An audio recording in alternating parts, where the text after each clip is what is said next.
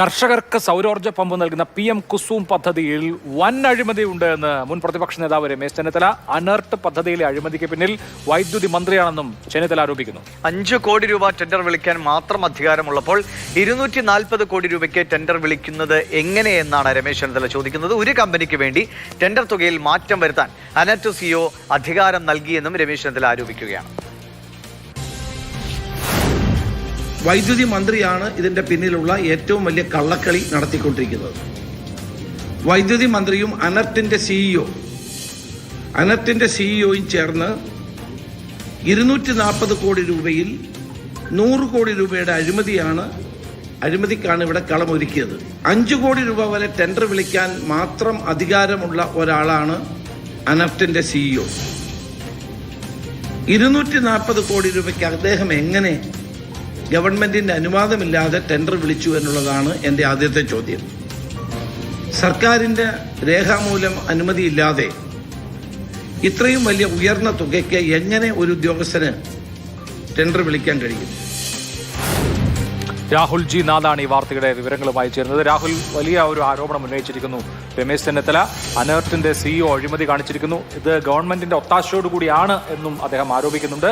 ഇതുമായി ബന്ധപ്പെട്ട രേഖകൾ രമേശ് ചെന്നിത്തല വിതരണം ചെയ്തോ? എന്താണ് വിശദാംശങ്ങൾ?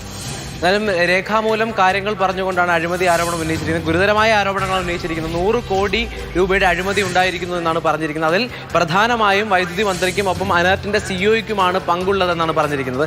ഏറ്റവും പ്രധാനമായി ഈ ടെൻഡർ വിളിച്ച തുക, അതായത് 5 കോടി ടെൻഡർ വിളിക്കാൻ മാത്രം പരിധിയുള്ളിടത്ത് എങ്ങനെയാണ്, ആരാണ് അധികാരം നൽകി ഇത്ര വലിയ തുകയിലേക്ക് ടെൻഡർ വിളിക്കാൻ എന്ന് ചോദിക്കുന്നു. ഒപ്പം അനർട്ടിന്റെ സിഇഒ ഇരിക്കാനുള്ള വ്യക്തിയുടെ യോഗ്യതയും പരിശോധിക്കുന്നുണ്ട്. അതായത് ഇന്ത്യൻ ഫോറസ്റ്റ് സർവീസിലുണ്ടായിരുന്ന ഒരു ഉദ്യോഗസ്ഥൻ എങ്ങനെ ഇത്തരത്തിൽ സിഇഒ ആയി ഇരിക്കാം, ആ സ്ഥാനത്തേക്ക് ഇരിക്കാം എന്നുള്ള ചോദ്യവും ഉന്നയിക്കുന്നുണ്ട്. അതിനോടൊപ്പം തന്നെ എന്തായാലും മന്ത്രിയുടെ മറുപടിക്കായി നിലവിൽ കാത്തിരിക്കുകയാണ്. അതിനുശേഷം നിയമ നടപടിയിലേക്ക് കടക്കും. ഒപ്പം നിയമസഭാ സമിതി ഇത് അന്വേഷിക്കണമെന്ന ആവശ്യം കൂടി ഉന്നയിക്കുന്നുണ്ട്. അതായത് ഇത്തരത്തിൽ കർഷകർക്കുള്ള പദ്ധതിയാണ്, കേന്ദ്ര സർക്കാരിന്റെ പദ്ധതിയാണ്. അനർട്ടാണ് കേരളത്തിന് വേണ്ടി ഏറ്റെടുത്ത് ഇവിടെ കേരളത്തിൽ നടപ്പിലാക്കുന്നത്.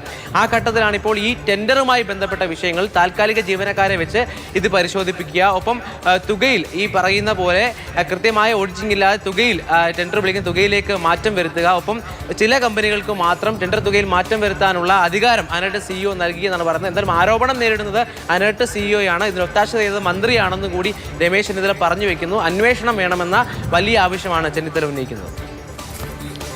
ശരി, രാഹുൽ ജി നാഥാണ് വിവരങ്ങൾ നൽകിയത്. അനർട്ടിലെ ഒരു അഴിമതി ആരോപണമാണ് രമേശ് ചെന്നിത്തല മുന്നിട്ട് വയ്ക്കുന്നത്. 5 കോടി മാത്രം ടെൻഡർ വിളിക്കാൻ അധികാരമുള്ള ഉദ്യോഗസ്ഥന് എങ്ങനെ 240 കോടിയുടെ ടെൻഡർ വിളിക്കാനുള്ള അധികാരം ഉണ്ടാകുന്നു എന്നതാണ്. എന്തായാലും അതിന്റെ തെളിവുകളൊക്കെ ഹാജരാക്കുന്നുണ്ടോ നോക്കാം.